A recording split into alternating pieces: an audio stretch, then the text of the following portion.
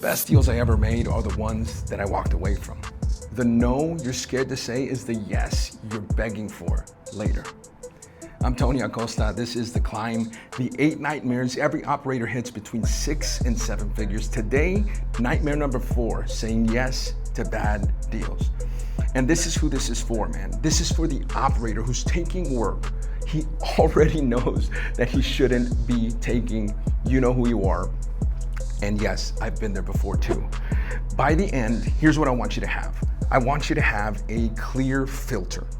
The non-negotiables that make a deal a yes and a person a yes. And the courage to walk either way. Because you and I both know that a bad deal costs you way more than the no ever would. Standards are not arrogance. They are the fence that protects the climb. And the most expensive yes that you'll ever say isn't a deal, it's a seat. One bad deal will eat time, focus, and peace of 3 good deals. This is honor and excellence in practice, and these are 2 of our core values. Money and deals are won upfront in what you choose to take on. You are choosing these things, so we have to make sure that we're filtering these decisions. Their deals, their clients, their partners. We've got to make sure that we're filtering these things because we have to use wisdom in the decisions that we're making. Man, just like Solomon in the Bible, man, he prayed for wisdom, for God to give him wisdom, and God gave him riches. We need wisdom more than we need anything else, and wisdom comes from God. So I encourage you, pray for wisdom as you filter these decisions. Because even though, whether it's a deal, whether it's a client, whether it's a partner, whatever the thing is, it's the same decision, it's just a different shape. And everything that you let in to your business is either going to raise the standard or it's going to lower it. There is no neutral. Just like you're either growing or you are dying, there is no neutral, right? So your business is either growing or the standard is being raised or it's being lowered by the decisions that you and I choose to make. So I encourage you, I highly advise you, I want to encourage you to make decisions and make decisions that are going to help to raise the standard in your business. Because we talked about this before, but scarcity is a terrible business partner. And it makes you say yes to everything, dude. Trust me when I say that I've been there before. When you're scared about money, you say yes to everything that moves. And that is scarcity running your business. And again, scarcity is a terrible business partner because, I mean, this applies to not just business, this applies to your life too, right? It applies to our lives. If we let scarcity run our lives, the outcome that we're after, the dreams that God has put in our hearts, the things that we desire to do are not going to be the ideal outcome if we allow scarcity to run our lives.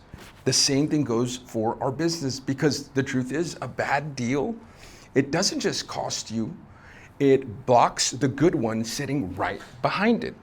You can't tell your best clients yes if you're buried under the wrong ones. Desperation is expensive and it always overpays.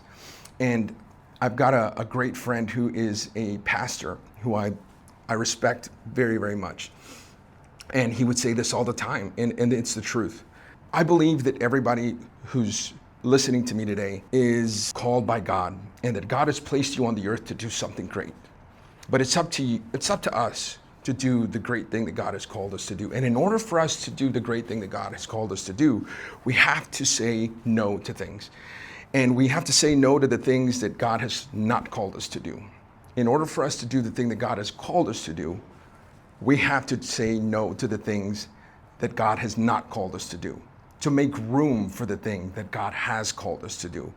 And it's the same thing in business and in life. You have to say no to the things that God hasn't called you to do so that you can make room for the things that God has called you to do. And that looks different for everybody.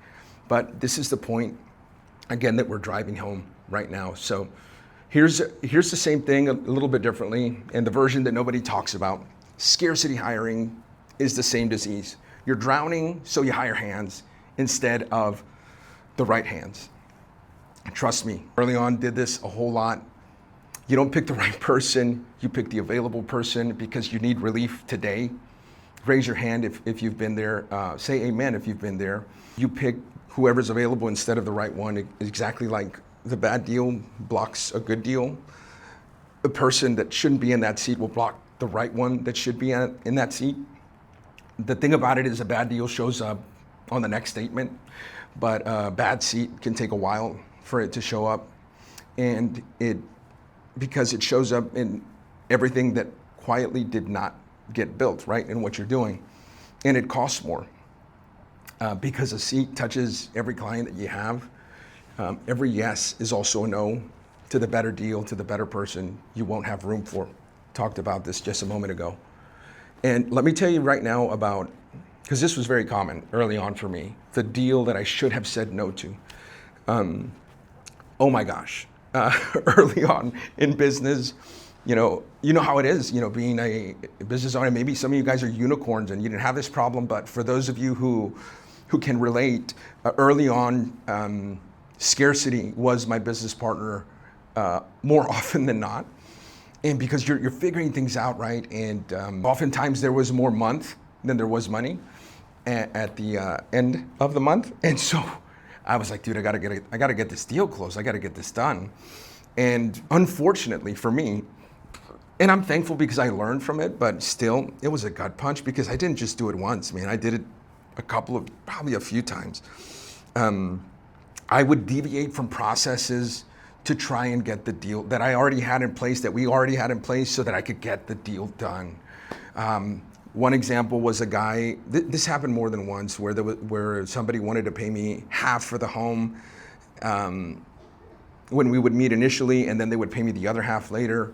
And this never went well for some reason, And I would never do that. The only way that I would ever close was, hey, we close, we exchange keys, signatures, get all the paperwork done, and we're done, right? You pay everything and we coordinate everything afterwards. If we're doing transport, if they're handling transport, then they do it, right?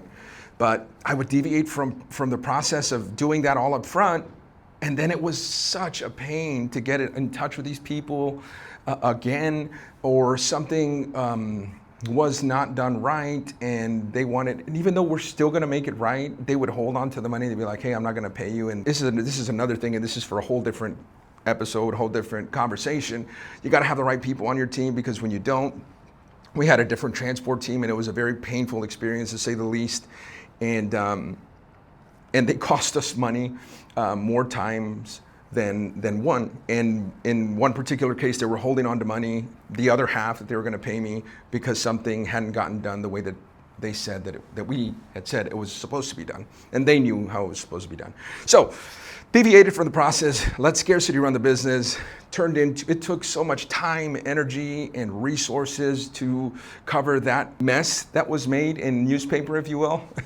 And that time could have been spent going for other deals and closing other deals and talking with other clients. But because I spent all of the time on that messy deal that I could have not been messy, but because of the decisions that I made, it was messy, I had to clean up my mess. So that is a deal that I knew that I should not have taken. I knew that I shouldn't have. And it didn't just cost me that deal, of course. It cost me the 3 other good ones that I was too buried to get to. Now, this is a different layer, right? But it's the same mistake in a different shape. I've done this with people too. And this is a failure of leadership, okay? Let me just say that up front. John Maxwell says it best. He says, everything rises and falls on leadership. And so the failure was on my part. I didn't vet people correctly, and I didn't run them through the filters that I run people through now in order to make an intelligent hire. I just was hiring the available person, and I didn't set the proper expectations for what was coming, and we were still figuring things out. And so sadly, it takes a little bit longer for that to show up sometimes. One of the things that I do now is, this is from learning from people that are smarter than me, again, better than me and further along in business, is I used to follow the hire slow, fire fast. Well, now I hire fast and fire faster. But it makes it quicker to go through the testing process, see how they're gonna handle pressure, see how the people are going to do under pressure, and then move on to the next one if it's not going to work out. So that's one of the things that I practice. So right now, we are growing, and growth forces you to have to rebuild your team that you built initially, right? And that's happening in our shop right now. Some of that is scale, and some of it is me saying yes to a seat out of scarcity and paying for it later. And I'm learning, right? The truth of the matter is the team that gets you here is not automatically the team that gets you to next, right? And that's just the truth. And I always tell our team the same thing, man. I tell them as much. I say, hey, I'm not naive to think that you're going to be here with us forever.